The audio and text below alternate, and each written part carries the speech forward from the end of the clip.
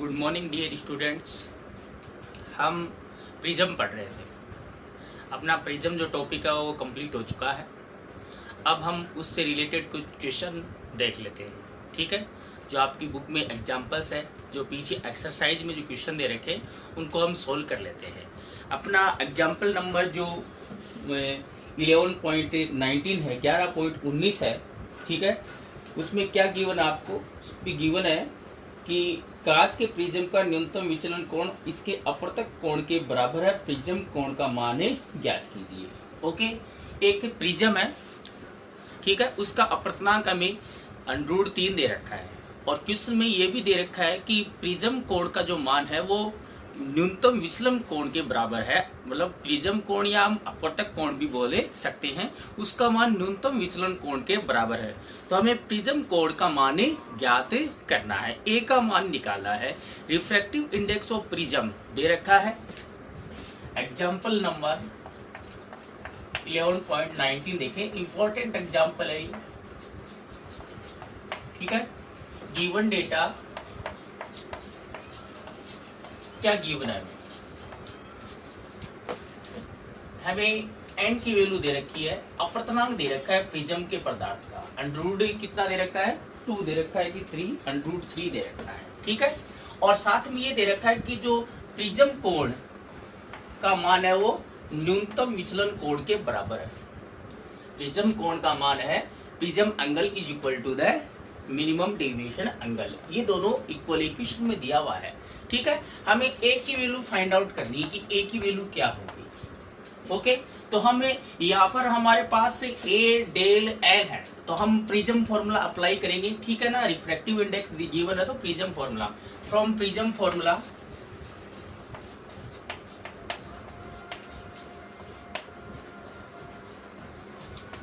Prism सूत्र से देखें तो प्रिज्म सूत्र हमारे पास क्या आया था? प्रिज्म सूत्र हमारे पास आया था sine del minimum plus A by 2 divided by sine A by 2 is equal to क्या था? n21 था, ठीक है ना। तो ये n21 क्या है? n21 n और n21 एक ही बात है, तो हम इसको n भी लिख देंगे, ठीक है ना। क्योंकि एयर के रिस्पेक्ट में है, तो एयर के रिस्पेक्ट में किसी भी मीडियम का जो रिफ्रैक्टिव इंडेक्स होता है वो उस मीडियम के रिफ्रैक्टिव इंडेक्स के इक्वल ही होता है, ठीक है ना। तो हम ये वैल्यू पुट कर देते हैं इसमें, तो साइन डेल मिनिमम की जगह हमने ए लिख दिया, तो ये आ गया A plus A divided by 2 sine A by 2 that is equal to, इसकी वैल्यू क्या है? √3। a प्लस ए 2a आ गया, 2 से 2 कैंसिल, तो हमारे पास ये क्या है बोलो? साइन ऊपर क्या आ गया? a आ गया, और डिवाइडेड बाई नीचे क्या आ गया? Sine a by 2 is equal to √3 आ गया, ठीक है। a प्लस ए 2a हो गया, 2 से 2 cancel, sine a upon sine a by 2 is equal to √3, ठीक है। आपके मैथमेटिक्स में, ट्रिगोनोमेट्री में एक फॉर्मूला होता है त्रिकोणमिति में, ठीक है।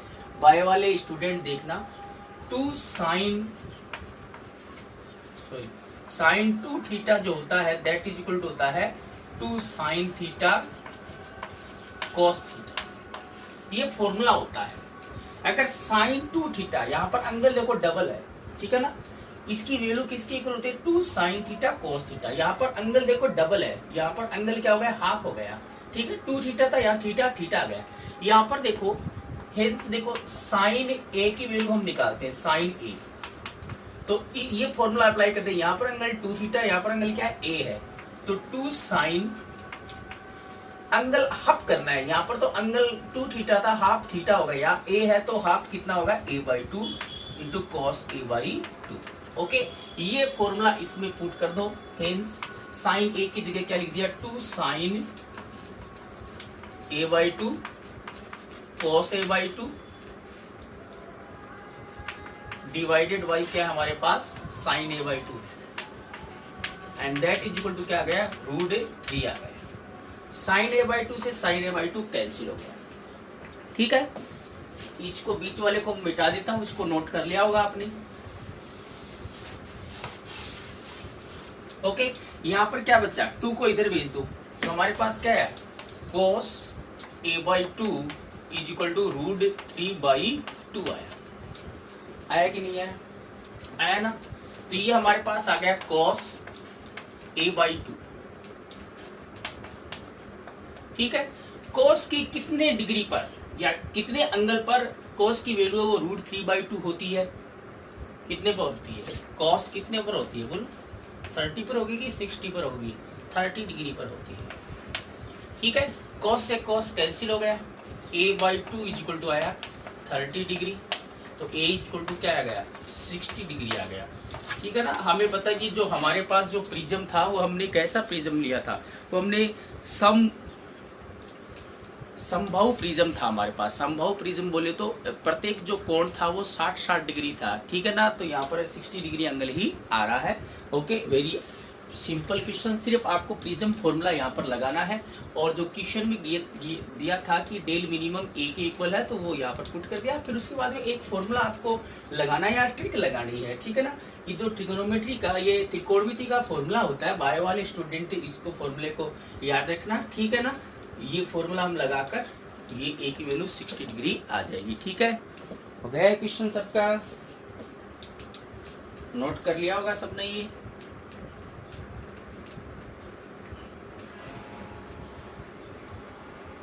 इसको मिटा देते हैं।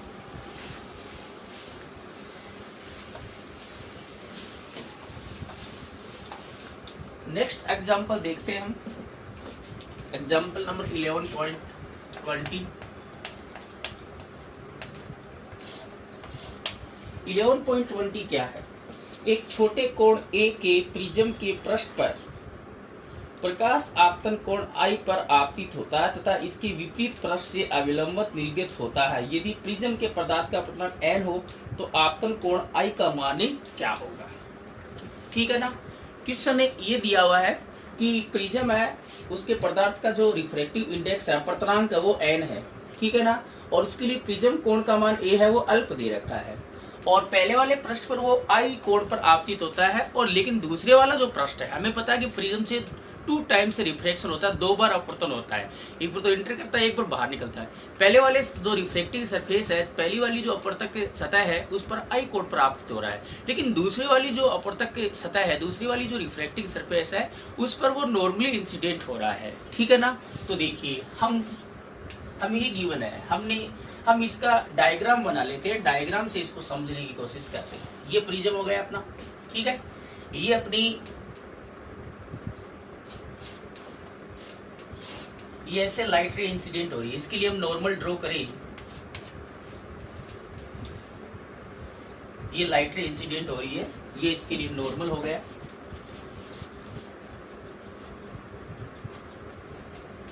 ये इसके लिए नॉर्मल हो गया। ठीक है, हमें गिवन है कि जो लाइट रे हो इस सरफेस पर I एंगल पर इंसिडेंट हो रही है। ठीक है, हमें पता है कि ये इसका एक्चुअल पथ ये होगा, इसका एक्चुअल पथ ये होगा। तो ये आपकी रेयर टू डेंसर मीडियम जा रही है, तो टुवर्ड्स टू द नॉर्मल आएगी और ऐसे रिफ्लेक्ट हो गई। मान लिया कि ऐसे रिफ्लेक्ट हो गई है, टुवर्ड्स टू द नॉर्मल आ गई। अब क्वेश्चन ये है कि ये सेकंड वाले सरफेस पर क्या ये नॉर्मली इंसिडेंट हो रही है। कैसे इंसिडेंट हो रही है नॉर्मली, ये रिफ्लेक्टेड रे इसके साथ एंगल बना रही है R1, नॉर्मली इंसिडेंट हो रही है। और हमें पता है किसी भी सरफेस पर नॉर्मली इंसिडेंट होती है तो वो क्या नहीं होती, डेविएट नहीं होती, सीधे निकल जाती है।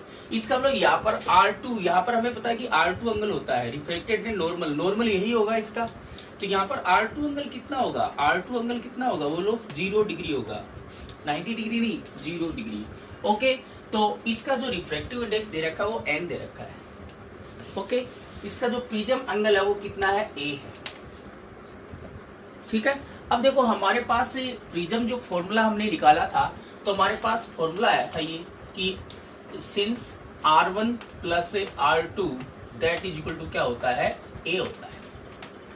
क्या ये हमारे पास एक फॉर्मूला आया था, ये फॉर्मूला आया था ना, हमने बीच से अपना जो डेरिवेशन आया था उसके हमने ये इक्वेशन हमारे पास आई थी कि ये दोनों जो इंटरनल एंगल है या R1 plus R2 is equal to A आया था ना। तो देखिए इसकी वैल्यू रख देते हैं, R1 प्लस R2 की वैल्यू 0 है, दैट इज इक्वल टू ए। तो इसका मतलब R1 इक्वल टू क्या है, ए है, दैट इज इक्वेशन नंबर 1। समझ में आ गया ये। यहाँ पर क्वेश्चन में गिवन है कि जो फर्स्ट वाले सरफेस पे जो ये लाइट रे है, ये जो प्रकाश किरण आपतित हो रही है वो आई कोण प्राप्त हो रही है, लेकिन दूसरे वाले पृष्ठ पर वो नॉर्मली इंसिडेंट हो रही है, ठीक है ना, लंबवत आपतित हो रही है। लंबवत आपतित होगी तो ये R2 का वैल्यू क्या होगी, 0 डिग्री होगी, ठीक है ना। तो R2 की वैल्यू 0 डिग्री रख दी, तो R1 की वैल्यू क्या आ गई, ए आ गई, ठीक है ना। अब देखो Snell's law, from Snell's law, Snell के नियम से देखो इसको,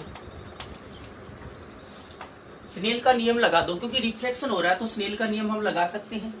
यहां से हम इस वाले पृष्ठ पर स्नेल का नियम लगा दो। आपतन कोण आई है और अपवर्तन कोण क्या R1 है, इंसिडेंट एंगल आई है और रिफ्रैक्टिंग एंगल क्या है, R1 है। तो sign I upon sine R1, angle I और ये रिफ्रैक्टिंग एंगल क्या R1, तो यही स्नेल्स लॉ होता है। दैट इज इक्वल टू क्या होगा, इसका रिफ्रैक्टिव इंडेक्स कितना है, n है, ठीक है। अब देखिए इफ एंगल आई या सिंस लिखेंगे, since angle I and R1 are very small, then देखिए ये जो प्रिज्म एंगल है वेरी स्मॉल है, देन एंगल आई और R1 दोनों क्या होंगे, स्मॉल होंगे। अगर एंगल आई और R1 स्मॉल है, देन हमें पता है कि साइन आई है उसको हम नियरली इक्वल टू क्या लिख सकते हैं, आई लिख सकते हैं, और साइन R1 को हम नियरली इक्वल टू क्या लिख सकते हैं, R1 लिख सकते हैं। हेंस हमारे पास क्या है, आई अपॉन क्या आ गया, साइन आई की जगह आई, साइन R1 की जगह R1, that is equal to n आया। तो आई इज इक्वल टू हमारे पास क्या आ गया, nR1, इक्वेशन नंबर 2 आ गई, ठीक है ना। फ्रॉम इक्वेशन 1 एंड 2 समीकरण 1 व 2 से देखें तो यहाँ से देखो R1 की वैल्यू क्या आई थी, इक्वेशन 1 में a आई थी, तो angle of incidence I equal to क्या है, na आ गया। यही हमें निकालना है कि आपतन कोण का मान कितना होगा, I कितना होगा, वो भी हमें यहाँ पर निकालना था कि I एंगल कितना होगा, ठीक है। आपतन कोण का मान ही निकालना था, angle of incidence he find out करना था। इसको नोट कर लो फटाफट।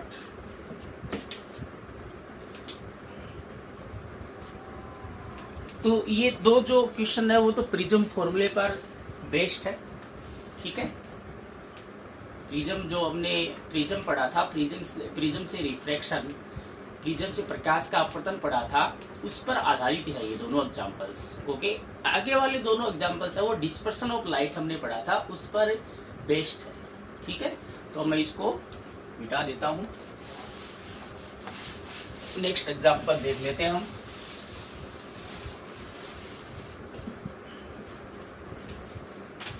एग्जाम्पल नंबर 11.21 देख लेते हैं।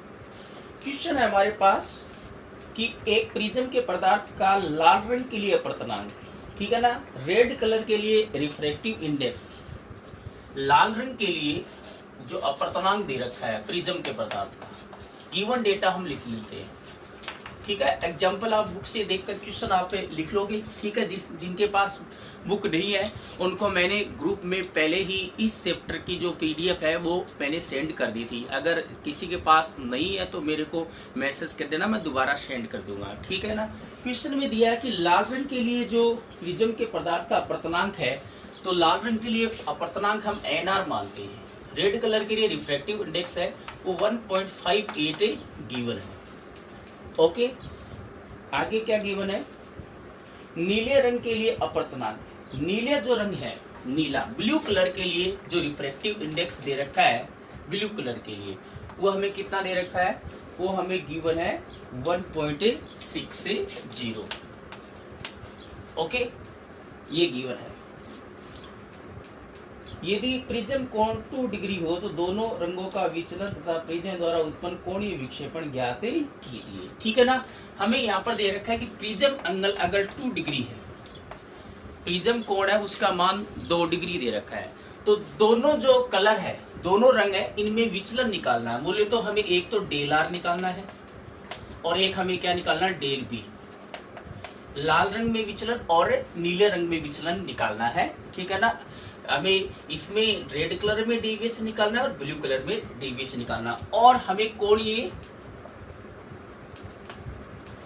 विक्षेपण भी निकालना है। एंगुलर डिस्प्लेसमेंट जो डिस्पर्सन है थीटा भी हमें निकालना है, ठीक है ना।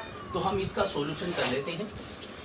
हमें पता है डेल आर और डेल बी के लिए फॉर्मूला होता है। देखो since del R equal to क्या होता है, ये मैंने आपको फॉर्मूला बताया था। डेल आर इक्वल टू क्या होता है, एन आर माइनस 1 इंटू क्या होता है, ए।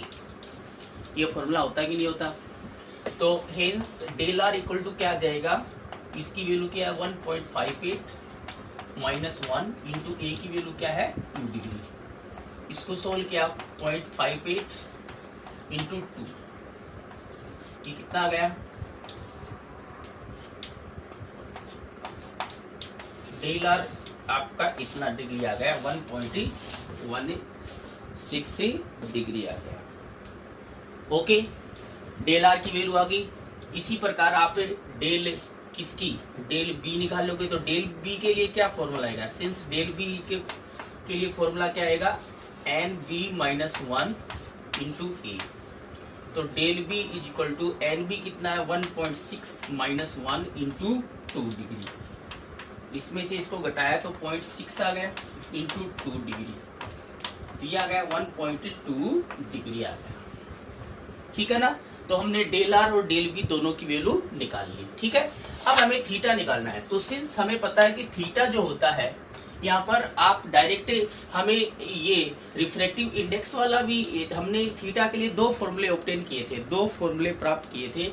एक तो हमने डेल में निकाला था और एक हमने रिफ्रैक्टिव इंडेक्स के टर्म में निकाला था। तो हम डेल वाला निकाल लो या रिफ्रैक्टिव इंडेक्स वाला लगा लो, कोई दिक्कत नहीं है। तो हम डेल वाला निकाल लेते हैं क्योंकि हमने डेल आर और डेल बी दोनों निकाल लिए।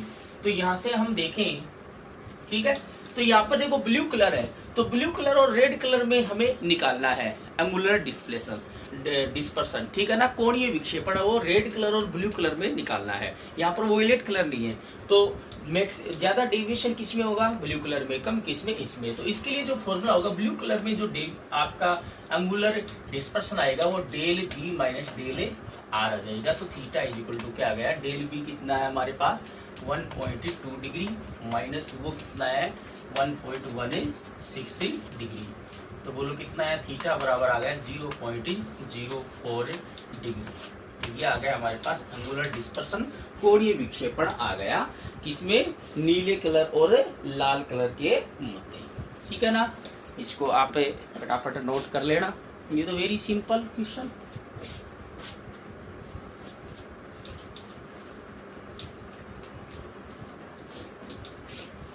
बता दे क्या, ओके।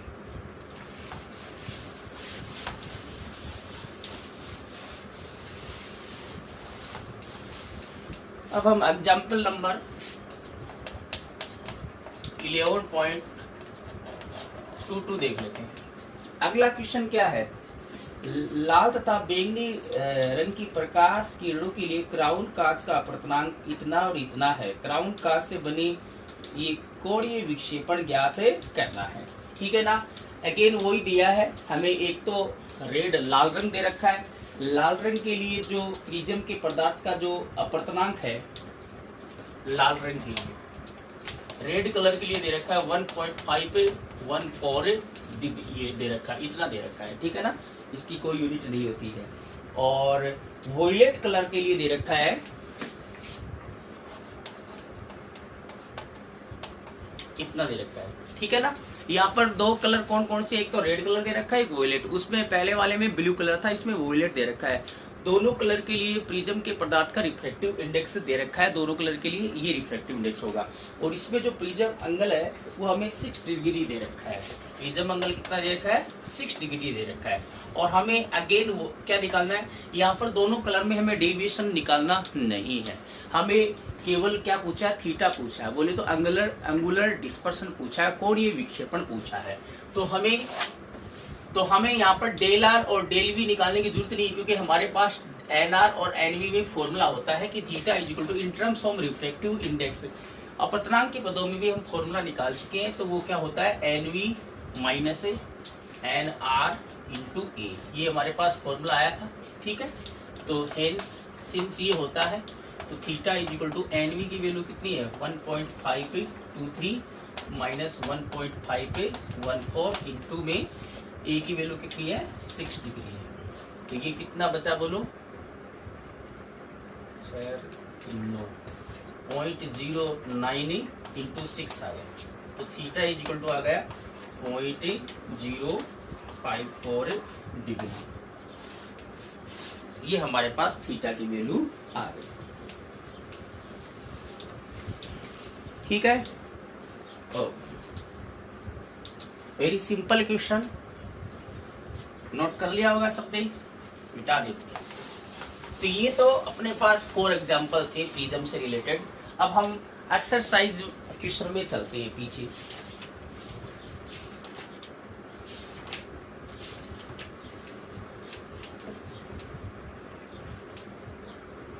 हमारे पास ऑब्जेक्टिव टाइप जो बहुत चयनात्मक प्रश्न है, मल्टीपल चॉइस जो क्वेश्चन है बहुत चयनात्मक,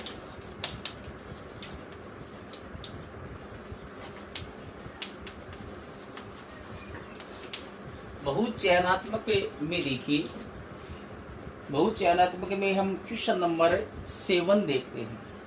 7 क्वेश्चन देखते हैं मल्टीपल चॉइस क्वेश्चन। इस क्वेश्चन में क्या गिवन है, क्वेश्चन आप लिख लेना बुक में देखकर। एक संभव प्रिज्म दे रखा है। कैसा प्रिज्म है? संभव। संभव बोले तो इक्वी ट्रेंगल आपका प्रिज्म है, बोले तो ईच जो एंगल है वो 60 डिग्री होगा। इसका मतलब प्रिज्म एंगल भी कितना है 60 डिग्री है। तो यहाँ पर हमें अगर संभव दे रखा है तो प्रिज्म एंगल की वैल्यू कितनी आ गई 60 डिग्री आ गई। ठीक है, अब देखो आगे क्या दे रखा है। एक प्रकाश किरण इस प्रकार गुजरते है कि उसका आपतन कोण एवं निर्गत कोण बराबर है। आपतन कोण का जो मान है वो निर्गत कोण के बराबर दे रखा है। क्वेश्चन ये दे रखा है कि angle of incidence is equal to emergent angle है। ठीक है ना, हम जो गिवन है वो हम लिख लेते हैं, ये गिवन डेटा आ गया। अच्छा क्वेश्चन है ये भी। ठीक है, अब आगे देखते हैं आगे क्या दे रखा है। आगे दे रखा है यह प्रत्येक कोण प्रिज्म कोण का 3/4 है। ये जो प्रत्येक कोण है आई और ई है, ये प्रिज्म कोण का कितना है 3/4 है। प्रिज्म कोण का कितना है 3/4। आई और ई दोनों इक्वल है and that is equal to क्या है 3/4 ऑफ प्रिज्म एंगल। ये क्वेश्चन है दिया हुआ है, क्वेश्चन में दिया है कि आई और ई इक्वल है और दोनों जो है वो प्रिज्म एंगल का 3/4 है। ठीक है ना, तो देखो आई और ई की वैल्यू निकाल लेते हैं। 3/4 इंटू ए की वैल्यू कितनी है 60 डिग्री। ठीक है, तो कितना आ गया बोलो, ये कितना आ गया 45 डिग्री आ गया। मतलब आई की वैल्यू भी 45 डिग्री है और ई की वैल्यू भी 45 डिग्री है। हमें क्या फाइंड आउट करना है, हमें निकालना है विचलन। तो विचलन कोण का मान निकालना है, डेल का मान निकालना है कि डेल कितना होगा, ये निकालना है। तो देखो आई ई ए डेल, ठीक है ना, ए दिया है, आई दिया है, ई दिया है, डेल निकालना है। तो मतलब एंगल गिवन है और एंगल निकालना है। तो हमने फॉर्मूला निकाला था। क्या फॉर्मूला निकाला था? हमारे पास ये फॉर्मूला आया था del plus A is equal to I plus E. मैंने कहा था this formula is important for numerical. हमने जब प्रिज्म फॉर्मूला निकाला था तो हमारे पास ये इक्वेशन आई थी ना, मैंने कहा इसमें सभी एंगल गिवन है। अगर 3 एंगल गिवन होंगे एक एंगल हम निकाल सकते हैं। ठीक है, तो सबकी वैल्यू पुट कर दो। डेल प्लस ए की वैल्यू क्या है 60 degree is equal to 45 degree plus 45 degree. तो del plus 60 degree that is equal to क्या आ गया 90 डिग्री। तो डेल इक्वल टू क्या आ गया हमारे पास, डेल इज इक्वल टू आ गया 90 माइनस 60 डिग्री। तो डेल इक्वल टू हमारे पास कितना आ गया 30 डिग्री। ओके, ये नीट के लिए, नेवी एयरफोर्स के लिए भी इम्पोर्टेंट क्वेश्चन है। बहुत ही सिंपल सा क्वेश्चन है, बट इसमें ये फॉर्मूला अप्लाई करना है। हमें 3 एंगल गिवन है आई ई और ए, हमें डेल निकालना है। ठीक है ना। तो इसमें कोई प्रिज्म फॉर्मूला नहीं लगेगा। तो according to the requirement of question की आवश्यकता के अनुसार ही हम फॉर्मूले का चुनाव करेंगे कि फॉर्मूला कौन सा काम में आएगा। ठीक है, तो ये फॉर्मूला काम में आएगा। इसमें जो डेविएशन एंगल है, जो विचलन कोण है, उसका मान 30 डिग्री आएगा। ठीक है ना, नोट कर लिया होगा सबने, नोट करो फटाफट।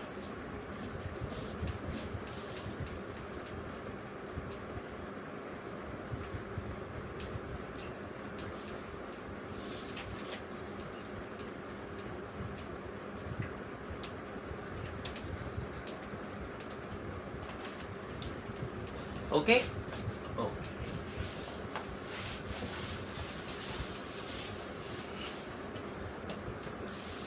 अब मल्टीपल चॉइस क्वेश्चन में बहुचयनात्मक में ही एक क्वेश्चन वो दे रखा जो प्रिज्म से रिलेटेड है। ये भी क्वेश्चन इंपॉर्टेंट है, ये नीट में आया हुआ क्वेश्चन है। क्वेश्चन नंबर 10 देखते हैं। इसमें हम गिवन डेटा लिख देते हैं। किसी प्रिज्म के न्यूनतम विचलन कोण का मान उसके अपवर्तनांक लिखा हुआ है, अपवर्तनांक नहीं है, अपवर्तक है, अपवर्तक कोण के बराबर होगा यदि प्रिज्म के पदार्थ का अपवर्तनांक कितना हो। ठीक है ना। क्वेश्चन में दिया हुआ गिवन डेटा जो दे रखा है, हमें अपवर्तक कोण का मान, और अपवर्तक कोण क्या होता है, प्रिज्म कोण होता है। अपवर्तक कोण क्या होता है, प्रिज्म कोण मैंने लिखाया था। इसमें आपको रिफ्रैक्टिंग एंगल दे रखा है। ठीक है ना, refracting angle is equal to minimum deviation angle दे रखा है कि जो प्रिज्म कोण का मान या अपवर्तक कोण का मान है वो न्यूनतम विचलन कोण के बराबर है। क्वेश्चन हमें ये दे रखा है कि जो डेल मिनिमम है वो किसके बराबर है, ए के इक्वल है। ठीक है ना। अगर डेल मिनिमम ए के इक्वल है तो हमें पूछा है कि एन की वैल्यू क्या होगी, एन की वैल्यू क्या होगी वो निकालनी है हमें। ठीक है ना, तो हम निकाल लेते हैं फ्रॉम प्रिज्म फॉर्मूला। प्रिज्म सूत्र से देखते हैं। यहाँ पर देखो एन आ गया, तो एन हमें प्रिज्म फॉर्मूले से ही मिलेगा, उसमें ही होता है एन की वैल्यू। ठीक है, तो देखिए क्या आ गया। अगर आपको डिफरेंट कलर दे रखे तो डिस्पर्सन ऑफ लाइट से रिलेटेड होगा, तो इसमें प्रिज्म फॉर्मूला ही लगेगा। साइन क्या हो जाता है, del minimum a/2 divided by sine a/2 equal to N. ठीक है ना, एन रिफ्रैक्टिव इंडेक्स आ गया। तो हम इसमें वैल्यू पुट कर देते हैं। ठीक है, वैल्यू पुट कर देते हैं। तो साइन डेल मिनिमम की जगह क्या लिख दिया हमने, ए लिख दिया। डेल मिनिमम इक्वल टू क्या है, ए है, plus A divided by 2 sine a/2 that is equal to n. ये again a plus a 2a आ गया, तो 2 से 2 कैंसिल लिया गया, sine a divided by sine a/2। हमने जो एग्जाम्पल किया था, हमने एक एग्जाम्पल भी लिया था, उसमें भी हमारे पास डेल मिनिमम इक्वल टू ए था। ठीक है ना, वहां पर हमें एन की वैल्यू दी गई थी, हमें ए पूछा था। यहाँ पर ए गिवन है और एन की वैल्यू हमें बतानी है। ठीक है, तो अगेन वही फॉर्मूला हम अप्लाई करते हैं कि साइन जो ए होता है वो होता है 2 sine a/2 into cos a/2। तो वैल्यू पुट करेंगे तो ये आ जाएगा 2 sine a/2 cos a/2 divided by sine a/2। Sine a/2 से साइन a/2 कैंसिल, एन आ गया। तो हमारे पास क्या है यहाँ पर 2 cos a/2 है, 2 cos a/2 आ गया, दैट इज इक्वल टू क्या है, एन। ठीक है, अब यहाँ पर हमें जो प्रिज्म है वो उसको हम कैसा मानेंगे, संभव प्रिज्म मानेंगे। इक्वी ट्रायंगल क्या है, प्रिज्म है ये। तो इक्वी ट्रायंगल प्रिज्म के लिए a इज इक्वल टू कितना होता है, 60 डिग्री होता है। इस क्वेश्चन में गिवन नहीं है, ठीक है ना, हमें लेना है क्योंकि हमारे सिलेबस में संभव प्रिज्म ही है। ठीक है ना, तो इसकी वैल्यू रख दो 2 cos a/2 बोले तो 60 डिवाइडेड बाई 2 बोले तो 30 degree is equal to n. तो दैट इक्वल टू क्या आ गया 2, इसकी वैल्यू कितनी होती है, √3/2 that is equal to n. Equation n is equal to आ गया √3। तो हमने जो एग्जाम्पल देखा था उस एग्जाम्पल में एन की वैल्यू √3 दे रखी थी और ए की वैल्यू 60 निकालनी थी। यहाँ पर ए की वैल्यू 60 ले ली और एन की वैल्यू √3 आ गई। उल्टा चलना है, उसमें ए दिया था, एन दिया था, ए निकालना था, इसमें ए दिया एन निकालना, उल्टा क्वेश्चन हो गया। ठीक है, ऑप्शन में क्या दे रखा है, देखो ऑप्शन ये है, ये नहीं है। ऑप्शन ये देखो, यहाँ पर √3 की जो वैल्यू है, एन जो है, सिंस देखो हमें पता है कि सिंस जो √3 होता है वो ग्रेटर देन क्या होता है, √2 होता है, लेकिन लेस देन क्या है, 2 है। √3 की वैल्यू √2 से तो ज्यादा होती है, लेकिन √2 से क्या होती है, कम होती है, क्योंकि √3 की वैल्यू कितनी होती है, 1.73 होती है। ठीक है, 1.73 होती है, तो 1.73 2 से तो छोटा है, लेकिन √2 की वैल्यू क्या होती है, 1.1414 उससे ज्यादा होती है। ठीक है, तो देखिए √3 n की वैल्यू है, तो n क्या होगा, ग्रेटर देन √2 है एंड लेस देन क्या है, 2 है। तो ये ऑप्शन में आपको दिया हुआ है कि n की वैल्यू है वो हमें ये दे रखी है कि n की वैल्यू क्या होगी। क्वेश्चन में दिया है कि क्वेश्चन ऑप्शन में ये दिया है कि √2 और 2 के बीच में है। ठीक है, 1 से कम है, 1 से कम तो नहीं है, n की वैल्यू है वो √3 है, ये तो √3 1 से कम थोड़ी होता है, 1.73 1 से बड़ा ही है। ऑप्शन सेकंड जो दे रखा है, थर्ड जो दे रखा है 2 से अधिक, 1.73 आया वो 2 से अधिक नहीं होता है। ठीक है, ऑप्शन नंबर जो 4 है वो √2 और 1 के बीच में, √2 और 1 के बीच में थोड़ी है, √1 और √2 1 और 1.4141 के बीच में थोड़ी है, नहीं है ना, तो हमारा ये ऑप्शन सही होगा। ठीक है, इसको नोट कर लो फटाफट।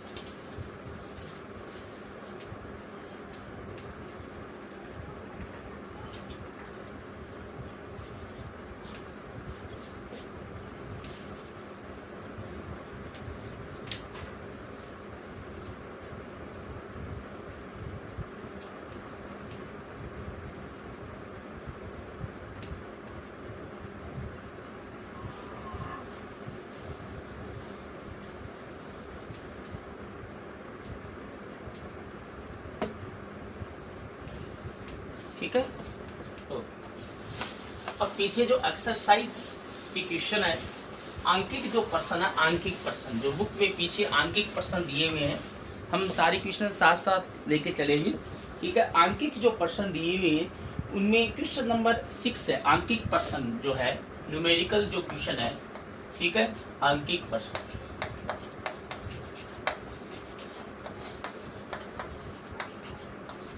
उसमें क्वेश्चन नंबर जो 6 दे रखा है वो हमारा एग्जाम्पल था, सेम टू सेम वो की वही तो वैल्यू है और वो का वही आंसर आएगा। तो आप देख लेना क्वेश्चन को, क्वेश्चन नंबर 6 को, जो हमने एग्जाम्पल दिया था। एक एग्जाम्पल था कि हमारे पास रेड कलर के लिए प्रिज्म का रिफ्लेक्टिव इंडेक्स दे रखा था, वॉयलेट कलर के लिए दे रखा था, प्रिज्म एंगल है वो हमें 6 डिग्री दे रखा था, तो हमें थीटा पूछा था, सेम टू सेम वही क्वेश्चन था। तो इसको आप कर लेना क्वेश्चन नंबर 6 को। ठीक है, सेम टू सेम वो का वही क्वेश्चन है, डेटा भी वो की वही है। ठीक है ना, अब हम इसमें जो क्वेश्चन नंबर 10 है वो हम देखते हैं। क्वेश्चन नंबर 10,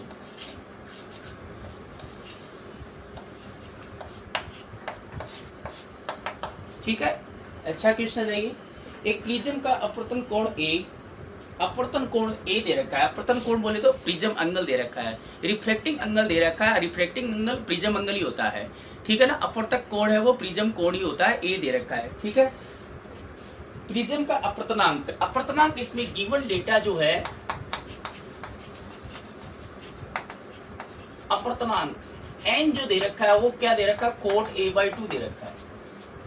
n क्या दे रखा है, कोट a/2। न्यूनतम विचलन कोण का मान क्या होगा, डेल मिनिमम पूछा हमें, तो n गिवन है, डेल मिनिमम पूछा, तो प्रिज्म फॉर्मूला लगाएंगे, फ्रॉम प्रिज्म फॉर्मूला, प्रिज्म सूत्र से।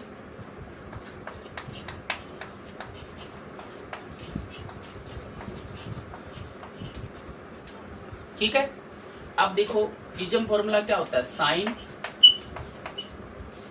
डेल मिनिमम प्लस a/2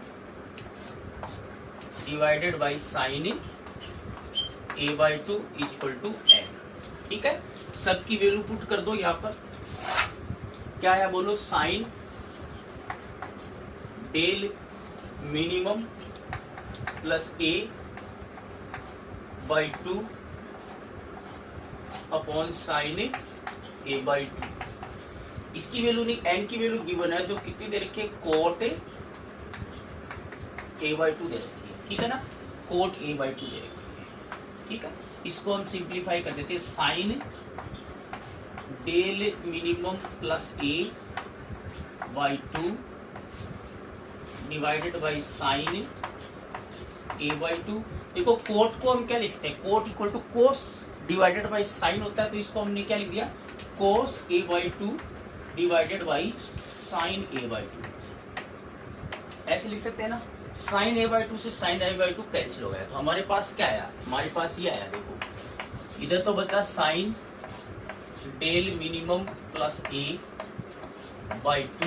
नीचे कैंसिल हो गया, इज इक्वल टू क्या आ गया, cos a/2। ठीक है, अब साइन और कोस कैंसिल आउट नहीं हो गए, या तो आप साइन को चेंज करो या कोस को चेंज करो, या तो आप साइन को चेंज करोगे या किसको चेंज करोगे, कोस को चेंज करोगे। ठीक है, तो हम साइन को चेंज कर लेते हैं, ठीक है, या कोस को चेंज कर लो। तो यहां पर देखो आ गया साइन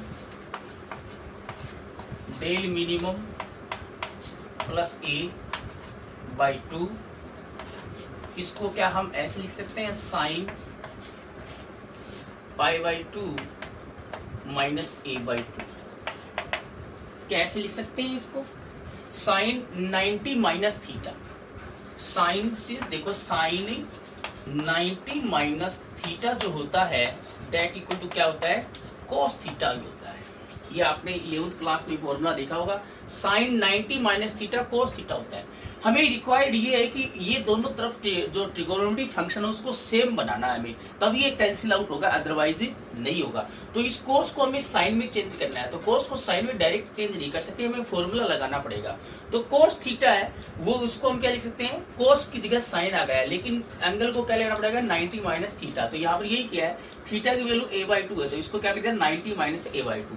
ठीक है ना, तो हेंस हमारे पास देखो साइन से साइन कैंसिल हो गया, तो del minimum plus a/2 that equal to, यहाँ एलसीएम क्या आ गया, 2 आ गया, पाई माइनस क्या आ गया, a आ गया, 2 से 2 कैंसिल हो गया, तो ये आ गया del minimum plus a that is equal to pi minus से a। ठीक है, a को इधर ले जाओ, a को इधर ले गए तो del minimum is equal to क्या आ गया, पाई माइनस से 2a। ओके, या हम इसको ये लिख सकते हैं 180 डिग्री माइनस से 2a,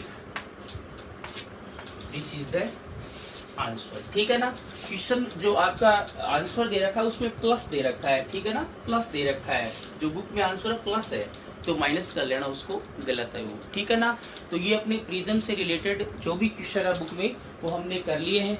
ठीक है ना, आपको मैंने जो प्रिज्म से रिलेटेड जो वीडियो भेजे हैं, ठीक है ना, पहले हमने प्रिज्म फॉर्मूला निकाला था, वो पहले आपको आपके जो फेयर कॉपी है उसमें प्रिज्म फॉर्मूला पूरा करना है, वो इम्पोर्टेंट है। उसके बाद में मैंने डिस्पर्सन ऑफ लाइट, प्रकाश का जो वर्ण विक्षेपण है उसका वीडियो भेजा था, उस वीडियो को आपको पूरा देखना, उस वीडियो को। उसके बाद में उसके जो नोट्स है वो मैंने आपको सेंड कर दिए हैं, वो नोट्स से पूरे आप कंप्लीट कर लेना। ठीक है ना, प्रकाश के वर्ण विक्षेपण तक आपको पूरा लिखना है। ठीक है ना, उसके बाद में ही ये जो न्यूमेरिकल मैंने आपको करवाए हैं, ये न्यूमेरिकल आपको करने हैं वर्ण विक्षेपण के बाद में। ठीक है ना, डिस्पर्सन ऑफ लाइट के बाद में ये न्यूमेरिकल करने हैं सारे। ठीक है ना, प्रिज्म से रिलेटेड अपने बुक में इतने ही क्वेश्चन है। ठीक है ना, ओके।